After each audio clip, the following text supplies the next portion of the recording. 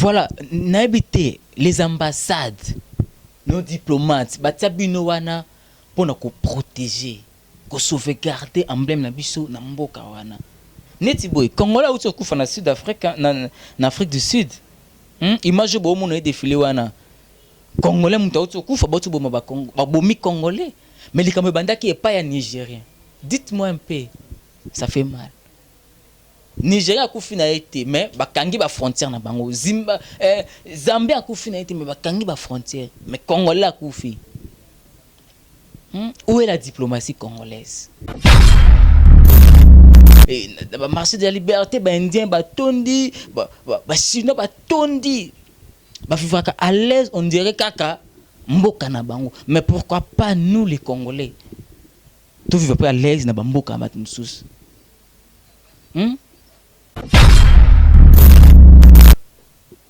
Mboka neti Afrique du Sud. Voyez un peu les images. Comment est-ce que bazo tumba, bazo torturer, bazo piller, voire même bazo bêta ba étranger. Tout ça pourquoi? Parce que un Sud-Africain a sengi ce qui Nigérien moko cigarette. Cigarette comment ils sont à niveau ya mégon et le Nigérien n'a pas voulu céder moi partie na ya cigarette.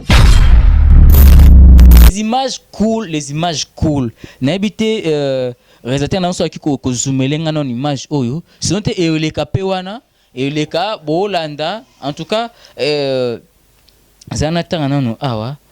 Les Nigériens demandent aux commerçants sud-africains de quitter chez eux. Maintenant, eux des banques, les Botswana viennent de fermer les frontières avec le sud. Les Zambiens brûlent et tuent tout camion et chauffeur sud-africain qui passe chez eux. Botanan makam oyo. Et puis sud-africain le quoi monde kazana mboka nae ameki ko appliquer violence.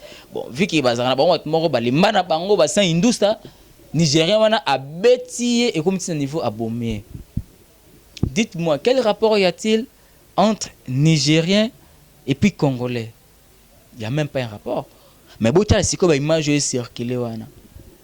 Au moins que bateau ba masco victime plus ce sont les Congolais. Zambie, Botswana, ba boka moko bo so lo bolandela pe boy. Ah, ils a passé. Ils a passé. Mais nous ici on ne réagit pas. On ne réagit pas. On ne réagit pas. Ba image les ka bo la photo et tu ya kaka sikoyo. On ne réagit pas. Bota baninga déjà ba réagir. La monde a Botswana réagir déjà, Zimbabwe réagir déjà et ba pays frontalier belé o eza na frontière morona na Sud-Afrique ba kangi déjà. Mais chez nous ici, ba les kakimia. Monatie botalelanga Congo température ya maman Rosette la fleur Nadambu. Après avoir défilé na ba site Pola, mais cette fois Congo Température TV. Désormais, suivez-nous sur cette chaîne. Congo Température TV. Congo Température. La patronne Rosette la fleur d'amour, chaîne à solo. Émission religieuse. Théâtre, musique, environnement. Bah, émission sportive. Émission politique, donc nulle part ailleurs. www.congotempérature.com. Pour nous avons information à temps réel. Congo Température. Et yena mo pepe asika. Ya tobina Congo Température. Et yena mo pepe asika. Heureux de vous savoir nombreux connexions internet moment sur le www.congotempérature-télévision.com. Question de vous informer de votre cœur de l'actualité. Nous sommes là, quand je dis nous, il s'agit bel et bien de cette grande équipe technique, équipe dirigeante. Il y a Nabino Bolinga Ramingi Congo Température. Tous on a qu'à prendre côté la température de l'information Nabino pour la tempérer façon à informer Bino. Pour la tempérer façon à divertir Bino. Et là je vois directement Madame Rosette la fleur d'Hambourg. Si l'Hambourg a une fleur, c'est bel et bien Madame Rosette que j'ai dit bonjour Madame, bonsoir selon l'heure à laquelle on l'a enregistré également. Un grand merci. L'équipe technique Oyo Bazara toujours si malin pour accompagner Ngapoto Sabino Moussala qui tourne. Je dis un grand merci déjà à notre cordon, les caméramans, Shadrach Marayula, Papa d'Histoire. Je dis également un grand merci à Igor Moutou. Je n'oublie pas Riti Kapinda R9 de la part des Papa Discorrect, Shadrach Marayu, le Judé Gambin. Un grand merci à grand réalisateur, monteur Nabiso, Papa Kenjo. Voilà, chers amis internautes, je pense que on a complicité na Régine Anga pour illustrer par image Brolanda. Et ça fait mal. Sinon, ça fait vraiment très mal, très mal, très mal. On a makambo oezo leka to na la victime au peuple congolais, surtout communauté congolaise bazaka toujours victime. Au moins mutu moko na mboka moko boye ba yibinya unae soki congolais moko azaka pembeni wana et makaka congolais wana soit yé soit asa complice na makambo wana. On ne sait pas congolais asala nini. Congolais asala nini. So peut être landa pena bandinga ba revenu, to landa ndinga ba richesse. Otala pe boye mboka o congolais a négligé pour que ndekofana na mboka moko bo otala. Donc il y a même pas rapport, ça n'a rien à voir. N'habite na romeka avant to kota c'est je me camper ko expliquer nanu couleur ya drapeau na biso o et belé ba congolais ba ignora même ba diaspora ba ignoraka. Tozara na bleu. Tozana jaune et puis tozana rouge. Rouge et l'Axarana nous martyrs de l'indépendance. Il y a eu des gens, il y a eu des politiciens, il y a eu des vrais partisans, il y a eu des paysans oh ba bunda ba se sacrifier pour les Congo oh ezalandenge ezali. On a couleur rouge au monaka. Bleu et ça déjà symbole il y a paix. Donc na Congo oh tozana paix moko pe na biso wana yango ememaka biso na hospitalité tozaka nango mutema moko nde balbaka mutema ya bomama. En tout cas peuple congolais c'est un peuple très très très hospitalier. Tozaka wana pona ko supporter baninga, tozaka na pona ko soutenir tout en étant vivant na ba étranger mususu. Ba West Africain ba ya ba tondi na zandu na biso wana. Bamsu baya na bazigida wazali na bagambela na ba marché de la liberté ba indien ba tondi ba chinois ba tondi ba vivaka à l'aise on dirait kaka mboka na bango. Mais pourquoi pas nous les Congolais tout vivre pas à l'aise na mboka mat mususu. Il y a pas longtemps ah mutu mo atinde ninge majement na Chine et ça qui passe et ça est vraiment déplorable. Au moins, les Congolais ont tambola, chinois ont kangi zolo. Pour nini aoyo ke solo. Autant le peuple moi bazana mikuse na nuboy, ba na ta ya bien té, mais baso saboter Congolais.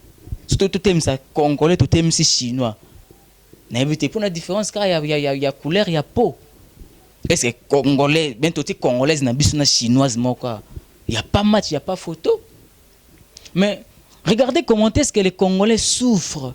Regardez comment est-ce que les Congolais sont malmenés. Comment est-ce que ils vivent la misère libanda. Et puis, il y a Congo. Qu'est-ce que vous cherchez? Tout le monde a un indien, il a Lukimbong, et puis Azonga qui investir dans Mboka na bango. Et puis, sur la façon même, accoutrement na bango, mode de vie na bango, simplifier la vie. Au moins, tu as un t-shirt, catch, basket, ça n'est kimia. Mais nous, les Congolais, tu as un message, na bon chic, bon genre. On a apparaître très propre là-bas, mon bien. Et là, ils ont fait ça. Tout le temps, voisin a biso mité mama bé. Donc, tous à la canne, bizarre. Or, c'est pas ça, culture congolaise. Dans le déjà, couleur rouge, couleur bleue, dans le symbole, il y a paix. Jaune au moment peut-être bambeli ba baraté et ça signifie que la richesse na biso il y a sol tout comme il y a sous-sol na habité botela drapeau ba pays belé et l'eau mon côté justifie que non ba na richesse totano ya Angola a ka pays na biso pays voisin na biso batia suki les shades na Congo on dit bet mo ka bazana ba vie moko bo ya guerre mais ouais, c'est une parenthèse par rapport à ces jeunes ce qui a fait mal, ce qui fait mal, et puis ce qui continue à faire mal. Et ça, par rapport à l'image que on va faire circuler, en tout cas. Comment est-ce que Mbokanet Afrique du Sud, voyez un peu les images, comment est-ce que bazo tumba, bazo torturer, bazo piller, voire même bazo bêta étranger. Tout ça pourquoi? Parce qu'un Sud-Africain a sengi Ce qui Nigérien moko cigarette. Cigarette comment ils sont à niveau ya mégon et les Nigériens n'a pas voulu céder moi partie na cigarette. Et puis Sud-Africain le quoi monde kazana mboka nae ameki ko appliquer violence. Bon vu que bazana ba moko ba les mana bango ba sans industrie Nigérien wana abeti et comme c'est niveau abomé. Dites-moi quel rapport y a-t-il entre Nigériens et puis Congolais? Il y a même pas un rapport. Mais bota siko ba image circulé wana. Au moins que bateau ba masiko victime plus ce sont les Congolais. Pourquoi? Congolais asala nini? Bozo et pas na biso atozo ya mbabino bien. Nous vous mettons dans de bonnes conditions. Bozo awa engagez même 5 ou 10 Congolais, ba osale pas na autant salaire au pesa bango. C'est insignifiant par rapport il y a la charge au azanango. Mais on vous supporte, oui que non, donc voilà, c'est la vie, tout le monde, tout le kandeni kaka ko survivre. Est-ce que nambo kanabino Congolais, sauf Nigérien, il y a Azuyo Sud-Africain, Azuyo Angolais, Azuyo je ne sais pas, Sénégalais, Azuyo nan, Azuyo na Moussal et puis il te paye na seya oyo o satan na peu otika pas vrai kimia. En tout cas, quelque part nous condamnons de éviter la relation diplomatique. À quoi ça sert tout ça? Tout le monde a les années passées en Inde. Inde moka belta congolaise mo aswaka suki mo sen ba botaka na ye et puis a bete tina niveau ya kuboma ya kokata mike otia na valise. Mais comment est-ce que l'histoire a été passée? L'histoire ezaka étouffée ti les capé na ndenga cessé. Parti que auto kokangisa to kokanga boy. Ba expertise quand même ba congolais ou bazalaka kuna bazonga ka awa pour des raisons sécuritaires mais lelo oyo tota na bazandu na biso tota na ba wenze na biso nyonso partout dans partout na étendue ya RDC. Moi j'ai fait un tour na Congo central, j'ai fait un tour na Bandundu, na tambola mo province belé mboko mona partout il y a les Chinois. Je vous dis dans toutes les provinces il y a les s'il n'y a pas un Chinois au Kuta Indien Morazan, s'il n'y a pas un Indien au Kuta soit Ouest Africain Morazan, s'il n'y a pas un Ouest Africain au Kuta. Et puis ils sont là, bazo et frère bango kimia. Bazo teka na gros, na détail, tout bazo teka. Mais ils sont là à l'aise. Bazan à l'aise, bazo sa moussa na bango. Ils prennent l'argent d'ici, bah OK ko investir en mboka na bango. Et puis bamsusu bazo ya na ba mafia. Ils payent même pas l'impôt, bah fouta ba taxe té loko moko té. Bouté comme on a kala mingi té moko kuta ngai a corrompre directeur ya douane na biso awa que je salue d'ailleurs. Tant mutazo ko ninga a corrompre yo tam susu na $1 million pour ole qui sa frauduleusement babilo ko na ba marchandise na. Pose-toi la question. Azo ninga corrompre na 1 million, c'est que marchandise on azo ninga le kisawana. Combien ça vale? Ba marchandise ozo linga le kisawana. Combien ça vaut? En tout cas, eza biloko zo pe ça passe surtout na communauté congolaise. Au mona na bamboka mpanye to mo soit na Belgique, na Angola, bazo beta congolais, bazo boma congolais. Mais au mona moninga ne congolais, on sta musupe mona quartier na ba ndenga kin mais apesine mkongo aboy ke otem sosu baya ko refulenga tam. Non, c'est pas ça la solidarité. C'est pas ça le patriotisme. Patriotisme faut ezala état d'esprit na biso. Kolinga congolais ka teta motoza na Congo wa non. Toza même ta libanda toza na Belgique. Toko ata na pays ba Igor Moutou, toko ata na pays ba Riti Kapinda R9. Tant au moins que non té. Otalibo té. Wana madame Rosette la fleur d'Hambourg. Bah obeti beponi, bah menacer beponi, c'était quand même une grande dame. Ça quand même dans la famille, ça quand même moi yebana. Bah ça beponi. Bon sécuriser parce que c'est une dame, autant que non. Bah si déjà bah ça déjà faible. 2, 3 personnes, 4 personnes ko bima ça menace viol. Et puis au moins ba congolais bah ya paye bah ça wana. Ote wana mamna biso te wana mamna ye non. Yango monde ba biloko oyo et puis si bah laisser aller. Dans ma communauté belé et puis ma pays voisin belé les lots biso to comme ma victime tala ezaki les Camboya nigériens na sud-africain mais les lots oyo et comme siko les Camboya ba congolais. Qu'est-ce que les Congolais ont fait? Qu'est-ce que les Congolais ont à voir? est-ce que dans le monde où na mukili oyo muto ayibaka eza congolais? Est-ce que mot wana voleur, vocabulaire wana voleur, orthographe wana VOLEUR voleur? Est-ce que congolais ndem te inventé on t'a un dictionnaire? Tant mundele déjà bimisi mot abongo c'est que na mboka na epé voleur pas zalaka. C'est que na mboka na epé ba meurtrier pe bazalaka. Mais pourquoi ezalaka ka ba congolais de ba victime? Pourquoi? Et vous avez vu récemment sur la France et la Belgique, policiers agi bangondo na bangoa sur ma traque à côté ici en congolais na Nice. Dites-moi un peu, est-ce que c'est la carte congolais de base toujours victime? Il faut la carte toujours congolais de base victime. Et puis la faute revient aussi à nous les Congolais. Tout le monde a dit comment est-ce qu'ils vivent ici. Ba créer moi ba association na bango ba sala ba regroupement na bango o so za vendeur o ka association de vendeurs tam sous ouest africain ba kutanaka ba sololaka ba sanganaka. Et c'est ce qui fait leur force na bamboka ba mpaya. Dites-moi un peu botata sous 70 congolais na mboka moko tam sous baza tam sous 250 000 250 habitants. Bino boita tam sous 50. Si vous créez des associations, vous créez ba dynamiquement o sécuriser même bino moko. Comment est-ce que vous faire éviter bino ba makambo bongo et qu'on faire éviter nos désastres bongo. Au moins la mutu azo préféré azala bon terme na mukolo mboka soit na belge moko soit na français moko mais à négliger moninga na congolais. Ce sont des erreurs graves. Alors très très graves. Très grave. Tokuta ni place mo tonu ba mindele basé belé. On a des termes auto-utilisaka. Tamso ko beta zungu. Est-ce mundele so bengi zungu mundele oyeba ke non? Oh zungu la kisi mundele. Oyeba te. Mais zaka kana biso na biso ba congolais. Tango na zungu c'est quoi? Oh bona mundele. Non, zungu ce sont les blancs. La kisi ba blanc. Est-ce que bongo bo tonga mundele ndenga nini? Tamso ko za yo kilka mo ba ni tamsusu. Basa muninga no congolais mabe. Tango ko bete pe ndenga code.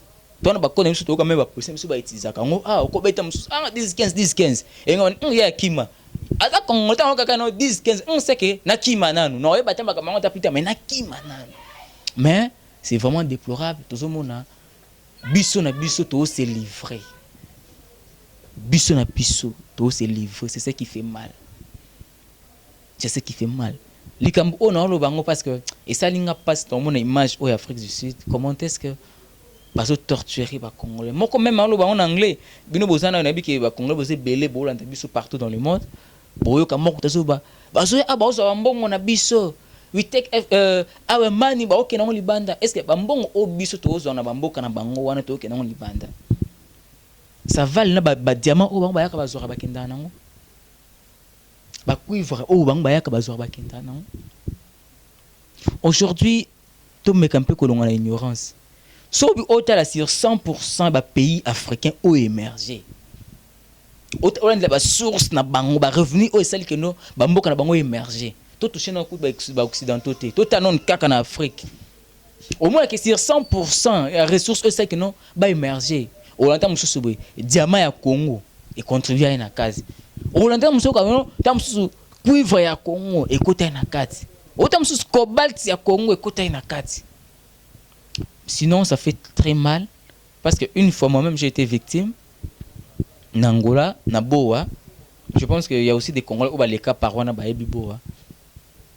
En tout cas, je vous dis, jusqu'au jour d'aujourd'hui, si on a la difficulté à m'avoir téléphone et contact, c'est suite à ça.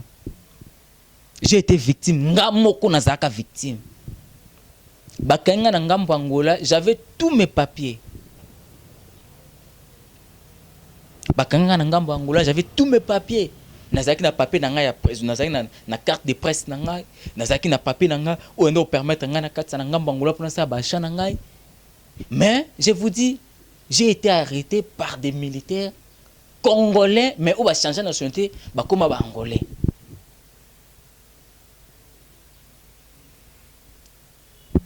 Bazaka au nombre de 6. Na 6 wana, il y avait que 2 angolais. 4 batikala qui c'était des natifs congolais. Mais bah ça la semblant on dirait bah yebi lingala té. nazo potana ko expliquer ba ça la semblant on dirait ba yebi lingala te mais muta defenda ki ngaza nani et c'était les Angolais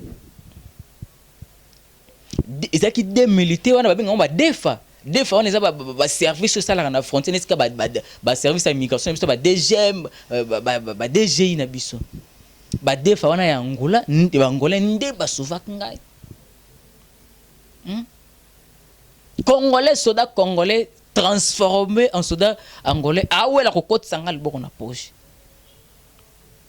nde place angolais mo ka ko expliquer ngasi ngaya yo mona Angola soki bakangi yo soko moni mutana komi ko wela bimisa biloko no tsa mpanzi c'est kaza congolais abi un vrai soldat angolais soka kangi yo a sengo papier soza ordre te a tinda yo na bureau na bango babimisanga ba dépouillanga babimisanga ba ostanga bona ni ba soda congolais ou ba kumba soda angolais mais ba soda ngaba bi non aza un ordre te to kangaye to kena bureau mais ko expliquer bango pas discours pas kandi ba sola kaka wana discours papa ina yaki awa na za journaliste na se présenter yango na kaka pona somba biloko mais na yebaki te ke non koto ba le kaka te bui ti ba bendinga mato ayebi singa bo soda na angola opotana ngala yebi singa mbongo no ngoyo soki zaki soda na bino Congo kuna mais nyonso eke zome ba angolais ba biki non soki soda ya Congo akangi yo na mbongo na poche eki quelle honte yombo meloko meminga pe na révolte me kampe ko sala analyse o nyabike ba ebele ba congolais bolanda na diaspora partout ebele pe ba leka pe nzamba za pe victime makambo wana numéro wana ba commentaire nyonso botika wana et puis to ebande ni prochainement tout ça mais entre temps, des images où c'est vraiment choquant. Et ça passe. Comment est-ce qu'un Angolais a sauvé Ngaï devant un Congolais? Dites-moi un peu. Dites-moi. Nazo ba mbatana ebisa bino téléphone ekenda muta welo kanga téléphone ani soda Angolais mais za Congolais. Et ça la passe. Yango to vivre les lots. Ceux qui ont neti un Sud-Africain, un Ouest-Africain, on a courage. Il y a gifler Congolais, il y a aussi les musala moko bo. Il y a aussi musala, otali musala okina pasi. Non, aimons-nous. Quand on dit ah on a aimons-nous vivants. Aimons-nous étant des patriotes congolais. Aimons-nous étant des natifs Congo, bana Congo, tokutan libanda. Otali ah yo vanda ta mususu na bota manata mususu na Chikapa yo bota mata mususu na Kin mais du fait que toza bana ya mboka moko ezaka neti tobimi avenir moko ndako moko non lingate basala Igor Mitu mabe non koka jamais ko supporter na mona madame Rosette la fleur d'Hambourg azala violer ta mususu na batmo otali na niveau na ye ta mususu ako poussa na te non lingate. Pour nous manquons cette solidarité-là. Solidarité wana to manque yango. Solidarité wana utake noté. Celui-ci c'est un Congolais, c'est mon frère. Non, celle-là c'est une Congolaise, c'est ma soeur, c'est ma grande soeur, c'est ma mère. Aujourd'hui, les Congolais se livrent. Bango ba se livrer. Pour gagner confiance, il y a Belge monko. Pour gagner confiance, il y a Bosnien, Sud-Africain. Pour gagner confiance, il y a Mundele Morosa voisin naïe. Pour gagner tout ça, barobengana kayo. Moana refoule. Vous savez c'est pourquoi? Toute la banda histoire et banda. Banda histoire et banda. Surtout tout estimé on a terme ya pourcentage. Et cause à la 0,01%. Il y a refoule au salema na ba occidentaux. Et ça passe au monde africain refoulé mundele. Et ça passe réussi kapinda na éviter R9 soko contredire nga. Et ça passe au monde africain refoulé français, à refoulé belge. Mais tu as condition de refoulé arabiso. Tu as la condition de refoulé arabiso. En tout cas, c'est vraiment déplorable. C'est vraiment déplorable. Au Sénégal, nous avons Congolais solidarité. Nous avons chance de la Suisse, à Londres, à Belgique, à Hollande, wapi partout communauté congolaise résidant partout dans le monde bozana bolingo wana bozana solidarité wana le peuple congolais ce sont des peuples solidaires faut tozalaka bongo tozalaka na bolingo toyambaka bato wana bien metala baondi ni batraitaka biso na mboka na mpo nini bamonaka exemple na biso moko alors dorénavant tobongisa et puis j'ai dit un grand merci aussi na chef de l'état parce que déjà petit à petit makambo ekoma kokende yango bien poto wana baafrique du sud okoma kaka oke na yo kaka osali mwa makambo na yo ozongi oke na yo belgique osali mwa makambo na yo ozongi et puis na osenga na gouvernement na biso en tout cas botia makambo bokota pena no makambo oyo na osenga na gouvernement biso bokota pena no makambo bokota c'est toujours nous sommes toujours victimes. Attends, ngola yibi na chorisho na yekuna mais le kola congolais zalaki wana omona congolais kaka nde mutu akoyiba est-ce que na utolo bangwa vocabulaire wana voler est-ce que congolais nde mutu asala ngo soki mundele mutu akoma ngo asala ngo c'est que na mboka na pe ba voleur pe bazalaka pourquoi ça doit être toujours nous biso ka nde tozalaka ba victime pour ane. En tout cas, gouvernement, Nabiso, et puis, que sous l'impulsion, il y a chef de l'État, son Excellence, M. Félix Tshisekedi, Chilombo Nabi, qui m'a cambré aux bien. Bouta, non, le problème, il y a la diaspora, Nabiso. Ils sont malmenés. Ernion, c'est Zalaka Kabangonde, Babeta Maka, Ernion, c'est Zalaka Kabangonde, Basala Kabango Boy, Bangonde, Basala Kabango Boy. Vraiment, en tout cas, le gouvernement peut déjà bimé. Tout déjà quoi assister à l'investiture, il y a gouvernement Nabiso Soren il y a papa Sylvestre Ilunga Ilukamba. En tout cas ça fait mal les images cool na habité réalisateur na so ki ko zoomelenga non image oyo sinon te eleka pe wana eleka bolanda. En tout cas zanatanga nano awa les Nigériens demandent aux commerçants sud-africains de quitter chez eux. Maintenant, eux, des banques, les Botswana viennent de fermer les frontières avec le Sud. Les Zambiens brûlent et tuent tout camion et chauffeur sud-africain qui passe chez eux. Botanan makambo oyo. Zambie, Botswana, baboka moko bo osolo bolandela pe boy. Ah, et ça passe.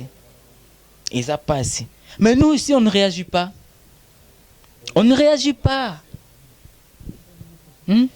On ne réagit pas. Bah imaginez les kabota la photo et tu as kaka siko. On ne réagit pas. Bota baninga déjà ba réagir.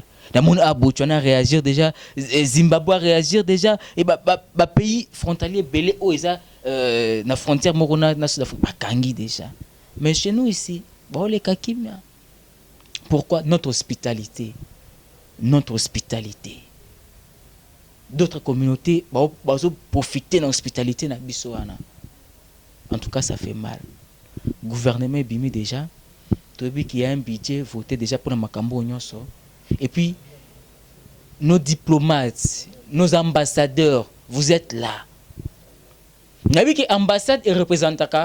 Mboka mobimba na kati. Voilà, n'habitez les ambassades, nos diplomates, batabino wana pour nous protéger, pour sauvegarder l'emblème na biso na mboka wana.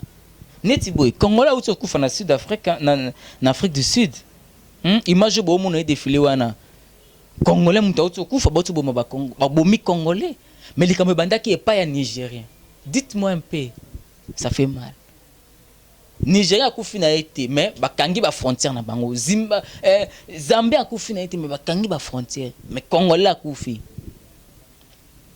Où est la diplomatie congolaise? Congolais koufi, c'est la réaction na bino. Ba aussi d'accord investir bino.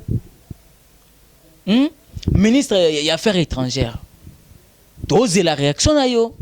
Parce que ça vous concerne ça vous concerne affaire oyo. Congolais ya koufi, ça vous concerne. Ambassadeur il y a RDC résident na kuna en Afrique du Sud. C'est la réaction na bino. Total info ni au lekisalelo. En tout cas, ça fait mal. Donc je ne sais plus comment continuer. Sinon, je dis un grand merci d'équipe Wazaki toujours wana et pour la avec topé Sabine information. Je dis un grand merci déjà à Madame Rosette Lafleur d'Hambourg. Si l'Hambourg a une fleur, c'est bel et bien Madame Rosette. Je dis un grand merci à Igor Mitou, un grand merci Narissi Kapinda R9 de la part de Shadak Marayoula, papa d'Histoire. Je n'oublie pas Madame Mirador depuis Paris de l'association Mirador Paris, l'espoir fait vivre. Congolais soient toujours solidaires. La solidarité oblige. La solidarité oblige. Biso tout peuple tout ça très hospitalier mais biso balingaka biso te. Mais inchallah bientôt la marmion c'est comme on bien. Bambo quand to comme on na carte de visite. Et nous ko lukasu so c'est démerder na zo mkanda carte de résidence toni.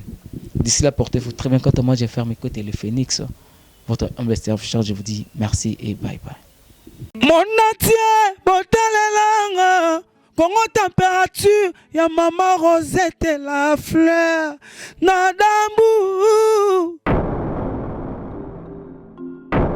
Après avoir défilé, na cité Pola, mais cette fois Congo Température TV. Désormais, suivez-nous sur cette chaîne. Congo Température TV. Congo Température. La patronne Rosette Lafleur d'Amour, chaîne à solo. Émission religieuse. Théâtre, musique, environnement. Émission sportive. Émission politique, donc nulle part ailleurs. www.congotempérature.com. Pour nous, information à temps réel. biso nyonso tobina Congo température eye na mopepe asika yaya tobina Congo température eye na mopepe asika